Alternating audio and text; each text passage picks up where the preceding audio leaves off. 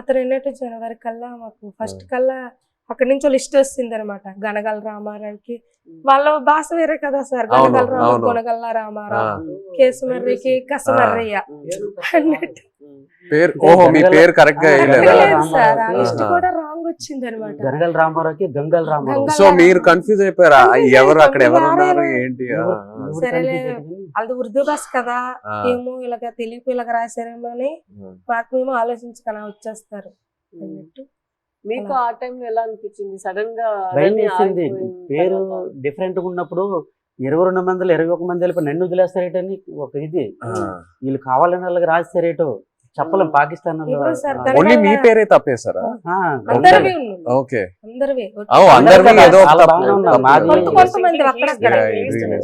పేరు గనగల రామారావుకి గంగల్ రామారావు వచ్చింది. గంగల్ రామారావు వస్తే మరి పేరు డిఫరెంట్ అయితే ఖచ్చితంగా వదిలేస్తారని ఇండియా వాళ్ళు అంటుంటారు. ఇంతకుముందు ఉన్న వాళ్ళు పాత వాళ్ళు. నాకైతే రాత్రి ఇద్దరు రాలేదు. 22 మందిలో 22 నా పేరు రాకపోతే నాకు వదిలేస్తే నాకు నిద్ర పట్టట్లేదు, తినాలనిపించట్లేదు. అప్పటికే 14-15 నెలలు అయిపోయింది, సంవత్సరం దాడిపోయింది. అప్పటికి ఇలాగ అయిపోయింది, సన్నంగా అయిపోయాను. వాళ్ళు ఏదో చపాతీలో అంటే ఏదో కలుపుతారంట అక్కడ జైల్లో. అదేదో మనకి ఏదో బరువు మోయాలని మోయలేమంట, ఆవేశం వచ్చేస్తుందంట. వాళ్ళు చెప్పిన మాటలే. అప్పటికే సన్నంగా అయిపోయాను. తర్వాత నోటానికి కూడా బ్లడ్ వచ్చేస్తుంది. ఏమంటే టెస్టులు చేస్తే వేడి వల్ల అన్నారు, ప్రాబ్లం లేదంటే కొద్దిగా ఆపేయకుండా ఉన్నారు. అలాంటి చాలా భయం వేసేది. అలాగే పుల్వామా టైంలో మీరు అక్కడ ఒక కన్ఫ్యూషన్ లాగా ఏమైనా అయిపోయిందా మీకు? అయిపోయింది. మరి ఏదో వేరే సెల్ లో పెట్టేవాళ్ళంట అక్కడ, ఏదైనా బయట ప్రమాదం ఏదైనా జరిగితే. అంటే బీహార్ జైల్లో ఒక పాకిస్తాన్ ఖైదీకి ఇండియా కూడా చంపేశారని తెలిసింది మాకు. అక్కడ జైల్లో టీవీ ఉంది మాకు, చూస్తుండగా.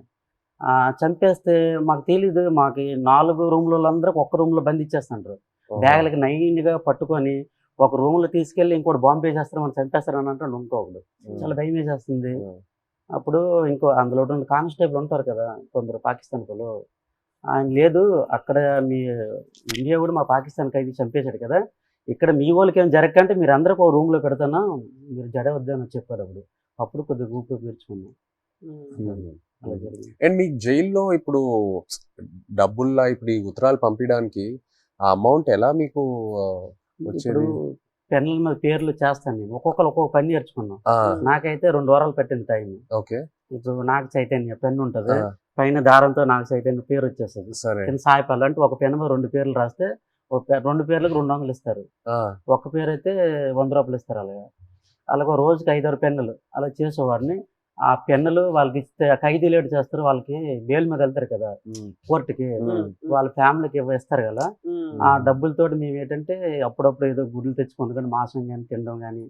22 మందికి మన మెయిన్ లీడర్ని కదా, వాళ్ళ గెడ్డలకు కానీ వాళ్ళ రింకిలు కానీ బిస్కెట్లు కానీ ముసలి వాళ్ళకి తెలియదు కదా, వాళ్ళకి డబ్బులు ఇచ్చేవాడిని గెడ్డలకి.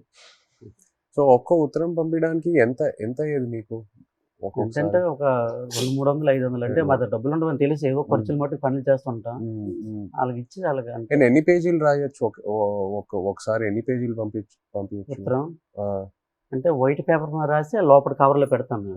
మినిమం 2 పేపర్లు 22 మంది 2 పేపర్లో రాసి పంపించాలి. అంటే ఒక్కో ఇద్దరేసి ఒక్కో ఉత్తరం ఉంటది. 22 మంది ఎవరిదా ఇద్దరు జాయింట్ పడేవాళ్ళు. ఇంకా డబ్బులు లేనప్పుడు సర్దుకుంటాం. అలాగే అలాగే అడ్జస్ట్మెంట్ అయ్యేవాళ్ళు.